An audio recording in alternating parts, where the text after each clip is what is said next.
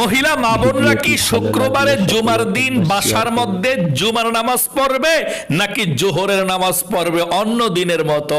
কোন নামাজ পড়বে, কত রাকাত পড়বে, কিভাবে পড়বে, সম্পূর্ণ নিয়ম কানুনটা বলে দেব।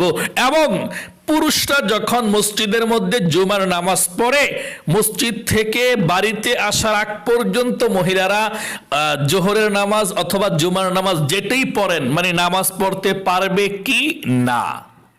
নাকি পুরুষরা বাড়িতে আইসা পড়লে তাদেরকে দেখলে নামাজ পড়তে হবে? নাকি মসজিদের মধ্যে আজান হওয়ার সঙ্গে সঙ্গে মহিলা মা বোনরা বাসার মধ্যে নামাজ পড়তে পারবে? এই বিষয়টাও খুবই সুন্দর করে আপনাদেরকে মহিলা মা বোনদেরকে জানিয়ে দেব ইনশাআল্লাহ। প্রিয় দিনী মা ও বোনেরা, আপনারা অনেকেই আছেন জানেন না শুক্রবারে জুমার দিন কোন